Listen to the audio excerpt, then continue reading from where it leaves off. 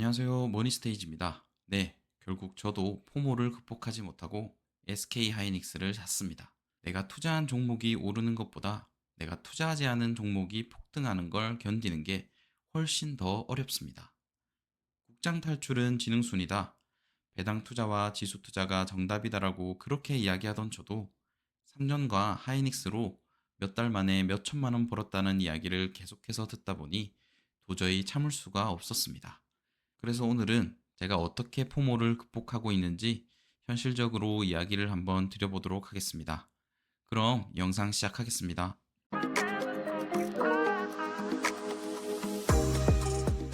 금융자산 4억 이상, 연배당 1천만 원 이상을 달성한 저조차도 최근 국장의 엄청난 상승을 보며 그동안 지켜왔던 장기 투자와 현금 흐름 중심의 원칙이 흔들리기 시작했습니다. 그래서 그냥 그 포모를 한번 정면으로 돌파해보고 싶었습니다. 그런데요, 사고 나니까 마음이 편해졌을까요? 전혀 아니었습니다. 오히려 포모가 더 심해졌습니다. 하이닉스가 오르면 한 주 더 살 걸 그랬다. 삼전이 오르면 그냥 더 살 걸 그랬네. 현대차가 오르면 또 이러한 후회를 반복하고 있습니다. 그냥 하루 종일 껄무새의 반복입니다. 최근 몇 년간 투자하면서 주식창 보는 시간이 굉장히 많이 줄어들었었는데 오히려 최근 몇 달간 주식창 보는 시간이 훨씬 더 늘어났습니다.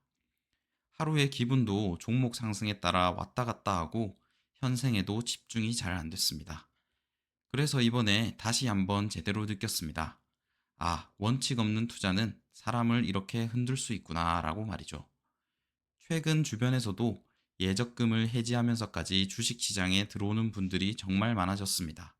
솔직히 그 마음이 너무 이해가 됩니다. 이 불장에 나만 뒤처지는 것 같고 몇 년 전엔 부동산 때문에 벼락거지가 됐었는데 이제는 주식 때문에 그런 기분이 드는 분들도 많을 겁니다. 하지만 한 가지는 꼭 생각해 봐야 합니다. 강한 상승장 뒤에는 항상 큰 변동성이 따라온다는 것을 말입니다. 그리고 우리는 그 하락의 깊이를 절대 예측할 수 없습니다. 주식시장은 복리로 움직입니다. 그래서 내가 산 가격에서 50% 하락하면 다시 원금을 회복하기 위해서는 100%의 수익률이 필요합니다.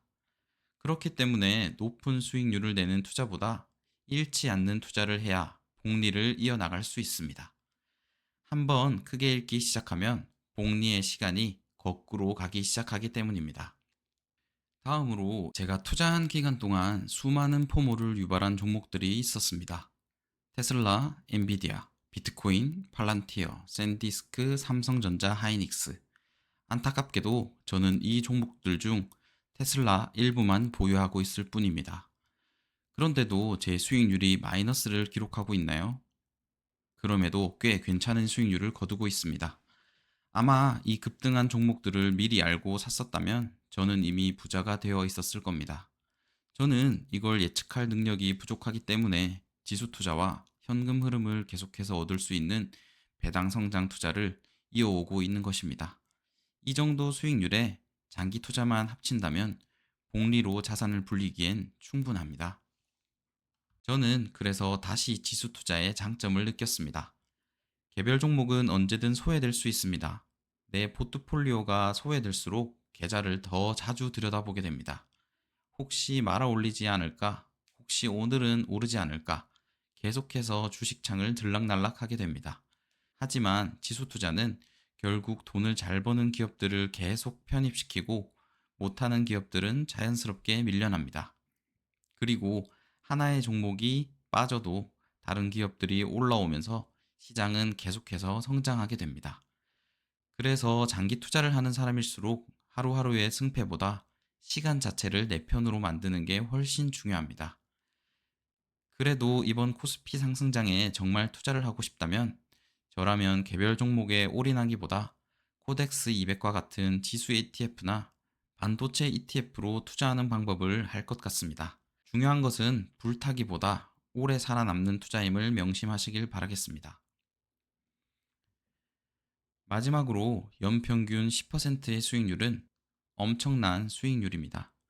얼마 전 제 메일로 한 통의 사연이 왔는데요. 평생 예금만 하시다가 연금저축펀드로 S&P 500 투자를 시작하신 분인데 3년 수익률이 36%가 넘고 수익금도 꽤 커졌다고 합니다. 그런데 최근 하이닉스로 국장 수익 인증들이 몇백 퍼센트씩 계속 올라오니까 본인이 너무 뒤처진 느낌이 들기 시작했다는 겁니다.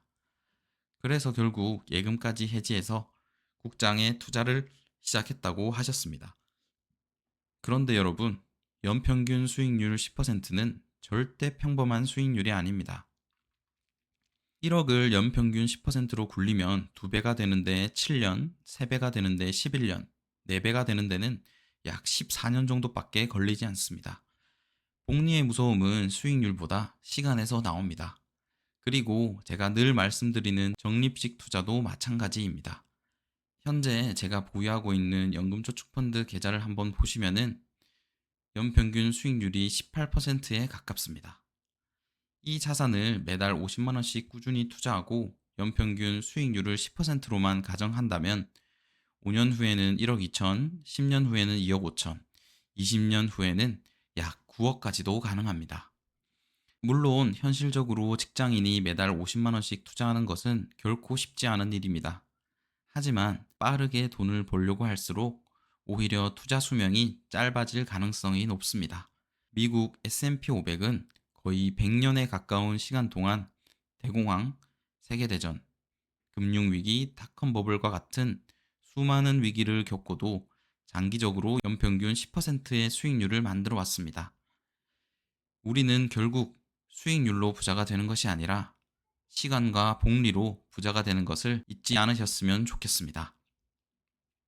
결론입니다. 먼저 이번 코스피 상승장에서 큰 수익을 내신 분들 진심으로 축하드립니다.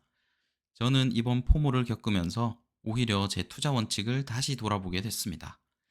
달러 자산, 배당 성장, 연금 자산, 그리고 지수 투자까지 결국 저는 다시 제가 원래 가던 길로 돌아가려고 합니다.